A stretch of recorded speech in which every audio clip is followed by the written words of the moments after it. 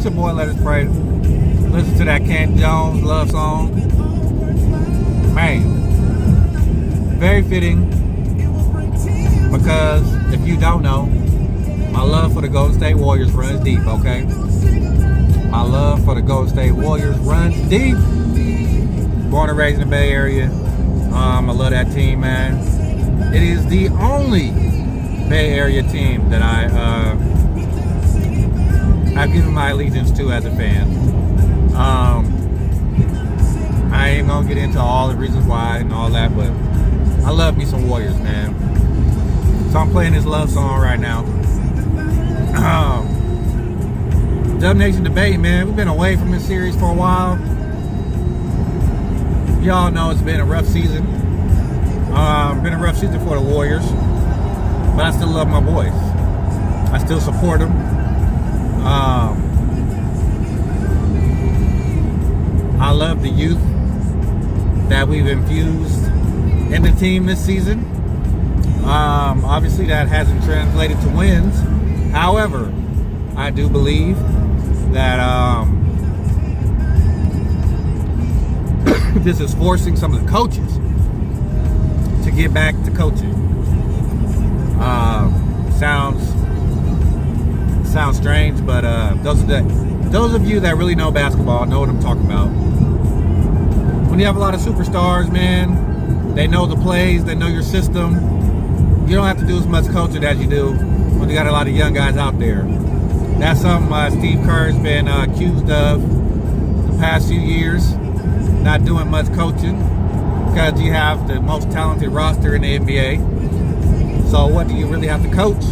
And I agree with that somewhat. I still think that Steve Kerr, I still think he's a good coach, man. Takes a lot of flack, but I think people are very easy to forget your triumphs when, there's always that saying, what have you done for me lately? He's came out on record saying that, Mark Jackson built this team. He's grateful for, being given that opportunity as a coach. He's never claimed to have built anything. He's never claimed to have made Steph or Clay or Draymond what they are. And I think a lot of fans unfairly blame Steve Kerr for some things that aren't necessarily his problem, aren't his fault. Something like rotations and things like that, yeah, he can take blame for that. But some of the other issues, no, you can't blame Steve Kerr for that. You can't blame Steve Kerr every time the team loses. You can't blame Steve Kerr every time someone doesn't play up to their potential. Every time someone's drafted who turns out to be a bust. You can't blame Steve Kerr for that. You can't blame Steve Kerr for a team losing to a horrible team. And then we turn around and beat a team like the Houston Rockets on Christmas Day, and you don't congratulate Steve Kerr at all. So, sometimes fans want it both ways. You want to congratulate all the players for the wins. You don't want to give the coach any credit when they win, but then you want to put all the blame on the coach when the team loses. So you got to be fair. You got to be fair out there, Warrior fans. Can't be delusional. It is what it is this season. The Warriors are not a good team this season. We're missing the two top scorers. The only all-star we have left, he's not an offensive player. He's a defender. He's a playmaker. He's a motivator. He has great Draymond Green. He has great leadership qualities.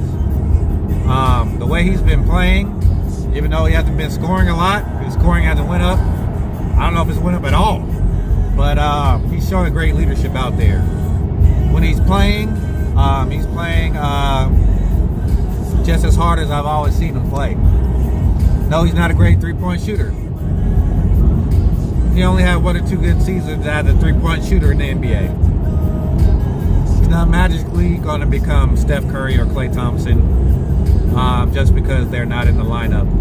He can get more shots off and all that, but that's not necessarily a good thing. We don't necessarily want Draymond shooting 7-8 threes a game. He knows his strengths, he knows his weaknesses, he knows his limitations. That's what I like about Draymond. He doesn't play above his capabilities. There are some times when I think he does a little too much because he feels pressure to make plays. He knows the guys out there sometimes need a little more guidance. So he does a little more, takes a little more risks. But I think overall, I think Draymond's been playing very well. I love the addition of Alec Burks on this team. I hope they keep Alec Burks. I sincerely hope they do not couple him in any trades if they decide to trade D'Angelo Russell. I hope they deny any trade, including Alec Burks. I love what he brings off the bench, man. The Warriors have not had a player like that coming off the bench since this dynasty of sorts has been together. Andre Iguodala is not that type of player. He's a defender. He's a 3-and-D guy.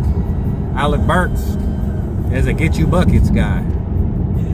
He can come in, create shots, have everyone else get out the way and do his thing. Warriors haven't had that in a long time. I don't know when the last time they had a guy coming off the bench that could get buckets. Maybe Jamal Crawford, a long time ago. So some of y'all that are, you know, more casual fans, you didn't even know Jamal Crawford used to be on the Warriors. But yeah. I love Alec Burks' game. I love what he brings. I love the dynamic he brings to the team. He's a veteran. He's not intimidated by any team, any matchup. He attacks the same way. He's not always on, but who is? But when he's on, he's on. He can hit you with a three. He can go to the hole. He got the mid-range game. He has it all. He has the total package when it comes to scoring. Some of the younger guys are still going through a lot of growing pains. Jordan Poole surprised me a lot. I thought he was going to be more up to speed in the NBA game. Turns out that he still needs a lot more development. The boy can shoot. Everybody knows he can shoot. So they play him to not let him shoot. They make him do other things, you know, defensively. They make him put the ball on the ground. That's when he has issues.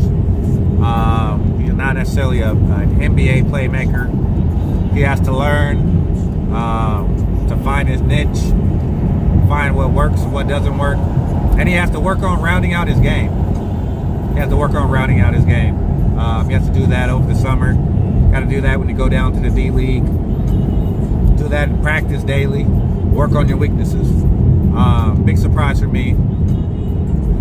One guy who hasn't been a surprise at all for me, just looking at his college tape, looking at all the things he was able to do in college, looking at his body, his physique, Eric Pascal. I knew he was going to come in and be able to contribute right away when I saw that Warriors drafted him. Did not know he would be pressed into such a major role at this point, having our guys go down the way they did, with even Looney going down and Willie Cauley-Stein being as bad as he is. Thought Cauley-Stein would also be, you know, a little better, but Eric Pascal has definitely exceeded my expectations for what he would be this season for the Warriors. He's been a pleasant surprise as well. The boy can get you buckets too. Talks of trading him with D'Lo for someone like Karl Anthony Towns or Joel Embiid or something like that. I don't want that either, man. So I hope the Warriors just kind of play their cards close to their vest. Just get through this season, man. You know, it is what it is. talks of trying to sneak in there for the 8th seed and all these things, you know, waiting for Steph and Klay to come back.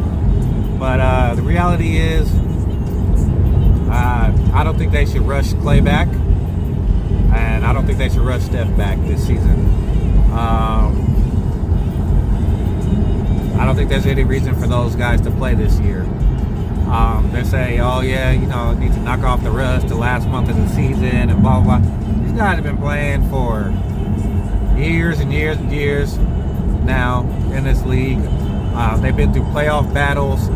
They've been at the Olympics. They've been, you know, playing in the Olympics. They've been doing a lot of different things. They will not forget how to play basketball. 1 month of the 2019-2020 season is not going to put them over the top going into next season. Rest is the most vital at this point. These guys' bodies have been through a lot. Klay with the knee. It's one of the most debilitating injuries you can get as a professional athlete, blowing out your knee. So rushing him back would be, to me, would be a huge mistake. I love this team. Love this Warrior team. Amari Spellman has been coming up since his rough start. He's looking like the guy I thought he would be for the Warriors. I love his energy. I love his hustle. I like his shooting ability at the 4 or the 5.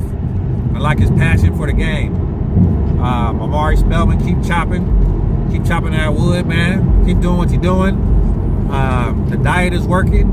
You look a lot more energetic out there. You look bouncy. Man, keep grabbing them boards. Keep dunking on them heads. Keep doing what you're doing, young fella. Prove all the haters and naysayers wrong.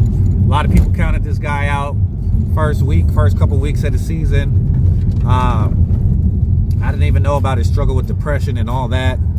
But that's something, you know, I've struggled with myself in the past. So I definitely connect with the guy. I see something special in him, and I think he's going to be a very solid player. Hopefully for the Warriors going forward.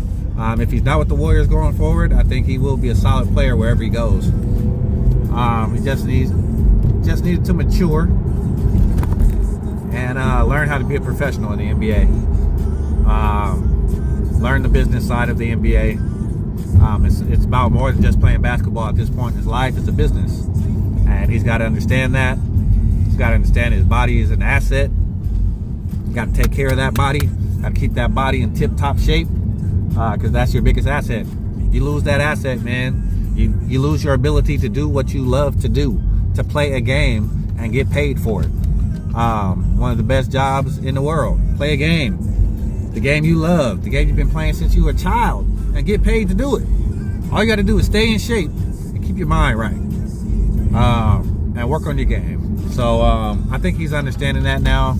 He's understanding the business aspect, as well as the physical fitness aspect of that. Who are the other guys? Kai Bowman, I really like that guy, man. Damian Lee's been playing very well. Just interesting, who are the Warriors going to be able to keep, and who are they going to let go? Can't keep all these young guys. Gonna have to let someone go. Kai Bowman is on a 2-way contract, which means he can only play so many regular season games. He has to play some games down in Santa Cruz. I don't think the Warriors anticipating him playing so well. Man, you talk about bouncy. I mean, he looked like he about 5'10" out there. He's out there dunking on ninjas. He had a crazy dunk the other Friday against Phoenix. He dunked on somebody and just made the whole arena erupt. And that was the beginning of that comeback for the Warriors there in that second half. Or is it in the middle of that comeback anyway? On the break, man, he just rose up on this guy and sent the whole arena up, man. So I really like him. I like what he brings to the I like what he brings to the team. I like that athleticism he brings at the point guard position, like tenacity that he brings. Not scared of the moment. Of course, he has, still has a lot to work on, but I like the kid. So hopefully we can find a way to keep him. Hope we can find a way to dump Willie Cauley-Stein, because he's definitely seemed like a big free agent bust. I usually don't give up on guys that easy. For those of you that know me, see me on Twitter, NBA Twitter, Warriors Twitter, whatever, I usually like to give guys some leeway, especially big guys. But Willie Cauley-Stein, man, I'm not liking what I've seen from him this season. I just thought honestly thought he was a much bigger frame. He's very slight frame, very skinny, and gets pushed around a lot. Not a great rebounder, not a great defender. Haven't seen him really do anything that's great. Not too many things that are good, for that fact. So I really hope we can find a way to get off of Willie Cauley-Stein, give Spellman some more experience in there. Hope that Kevon Looney heals up, and then see who we get in the draft. See who we can get in the draft. See who possibly wants to make a trade with D'Lo. I'm not opposed to them keeping D'Lo at all. I wouldn't mind that one bit. I think D'Lo could have a role on this team. I think when Clay comes back, if we keep these young guys, I could even see a D'Lo, Alec Burks 1-2 punch coming off the bench.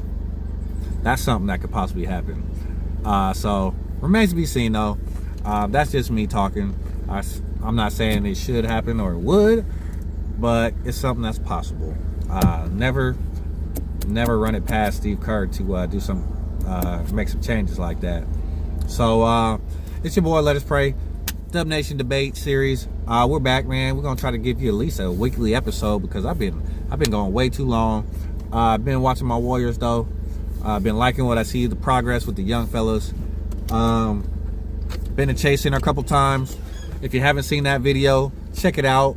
I was the runner-up for the men, Simon Says halftime show at the Chase Center a couple weeks ago. If you haven't seen that episode, check it out, man. It's your boy, Let Us Pray. Hope you're having a blessed and prosperous day. Hit that like and subscribe button, and hit the little bell for the notifications, for more notifications on future videos. Take care.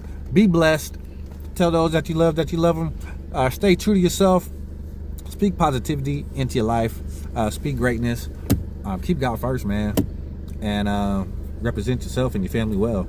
Watch great things happen. Peace, and I'm out. Go Dubs.